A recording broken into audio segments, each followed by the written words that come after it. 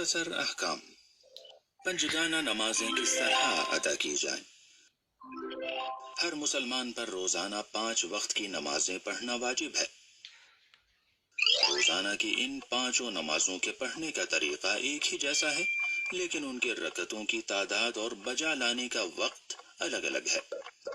फजर की नमाज 2 रकत, ज़ोहर की 4 रकत, असर की नमाज भी 4 रकत, मगरिब की 3 रकत और इशा की नमाज भी 4 रकत है।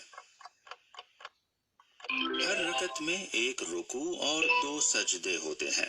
हर नमाज तकबीर यानी अल्लाह अकबर कहकर शुरू होती है और सलाम पर खत्म होती है।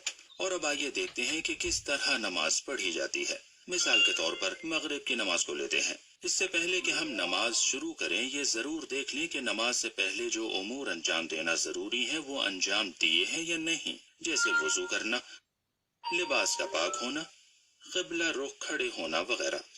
नमाज से पहले अजान और इकामत कहने की बहुत ताकीद की गई है, अगरचे ये वाजिब नहीं है बल्कि मुस्तहब है।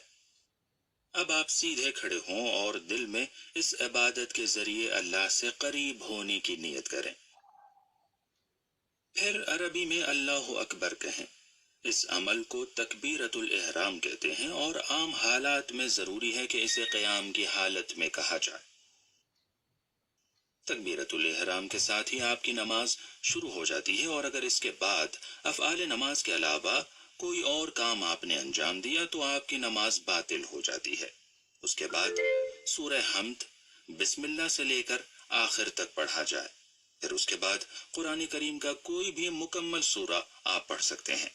क़राअत के दौरान आपके बदन में हरकत नहीं होनी चाहिए और आप सूरे को अरबी ज़बान में पढ़ें।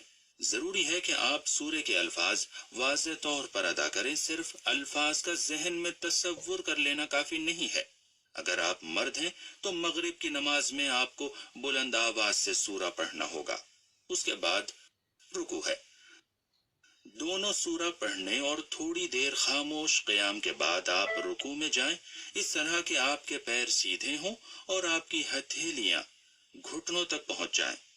रुकू में जिक्र पढ़ना जरूरी है, जिसमें एक बार सुबहान रब्बियल अज़ीम व बिहम्दिह कहना काफी है।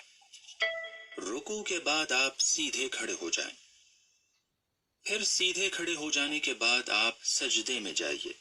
सजदे की हालत में अपनी पेशानी को जमीन पर या ऐसी चीज पर रखें जिस पर सजदा करना सही हो। साथ साथ दोनों हाथ की हथेलियां, दोनों घुटने और दोनों पैरों के अंगूठे जमीन पर होने चाहिए और सजदे में जाकर एक बार सुबहान रब्बियल आला व बिहम्दिह कहना आपके लिए काफी है। फिर आप सजदे से सर उठाइए और सीधे बैठ जाइए। फिर उसके बाद दूसरे सजदे में जाइए, बिल्कुल पहले सजदे की तरह। ये याद रहे कि हर रकत में आपको 2 सजदे अंजाम देने हैं। अब सवाल ये कि क्या मैं हर चीज पर सजदा कर सकता हूँ? नहीं, हर चीज पर नहीं। सजदा ऐसी चीजों पर होगा जो जमीन से हों या जमीन से उगने वाले उन पौधों या पत्तियों पर होगा जो खाने और पहनने के इस्तेमाल में नहीं आती। लिहाजा आप मिट्टी, रेत, पत्थर, कंक्रीट, लकड़ी, दरख्त की न खाई जाने वाली पत्तियों, यहाँ तक कि ऐसे सादे कागज पर जो खालिस लकड़ी से बनाया गया हो सजदा कर सकते हैं। वैसे बेहतर ये है कि मिट्टी पर सजदा किया जाए और उसमें भी तुरबत हुसैनी पर सजदा करना मुस्तहब है, जो कि इमाम हुसैन अलैहिस्सलाम की कब्र अतहर से ली जाती है। याद रहे कि सजदा सिर्फ जमीन और उन पौधों पर हो सकता है जो खाए या पहने नहीं जाते। अब पहली रकत के लिए सजदों के बाद आप थोड़ा बैठें और उसके बाद दूसरी रकत को अंजाम देने के लिए खड़े हो जाएं, बिल्कुल वैसे ही जैसे पहली रकत पढ़ी थी। सूरह हम्द और दूसरा सूरा पढ़ने के बाद रुकू में जाने से पहले मुस्तहब है कि कुनूत पढ़ा जाए, यानी अपना हाथ दुआ के लिए उठाएं और कोई दुआ करें जो आप चाहते हैं। कुनूत के बाद रुकू और सजदों को वैसे ही बजा लाएं जैसे पहले अंजाम दिया था। दूसरे सजदे के बाद तशहुद पढ़ने के लिए बैठना जरूरी है। ये तशहुद दूसरी रकत के आखिर में पढ़ना वाजिब है।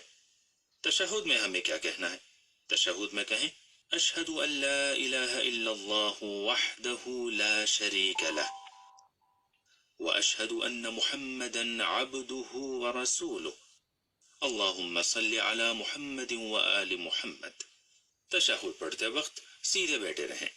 اس کے بعد نماز مغرب کی تیسری اور آخری رکعت کے لیے کھڑے ہو جائیں، جس میں آپ کو آہستہ آواز میں سورہ حمد یا 3 بار تسبیحات اربع پڑھنی ہوں گی، جیسے سبحان اللہ والحمد للہ ولا الہ الا اللہ۔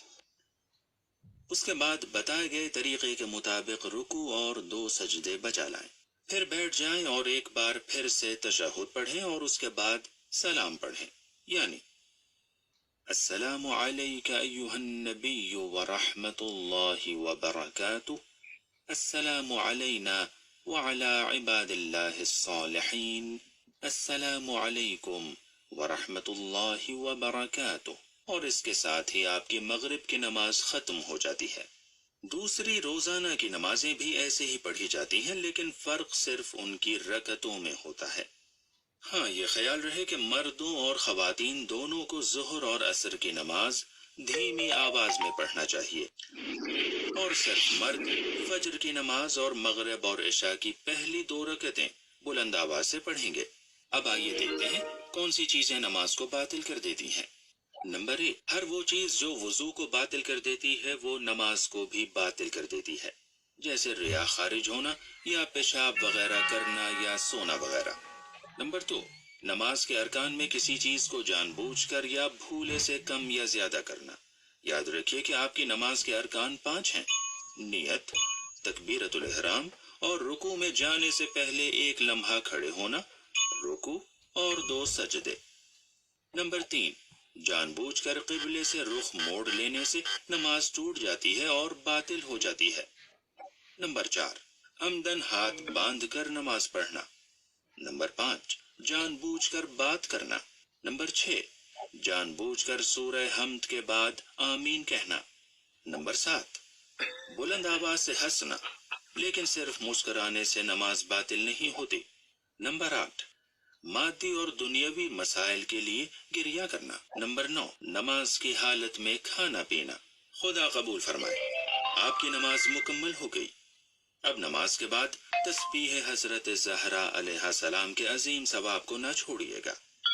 اس میں 34 مرتبہ اللہ اکبر، 33 مرتبہ الحمدللہ اور 33 مرتبہ سبحان اللہ پڑھا جاتا ہے۔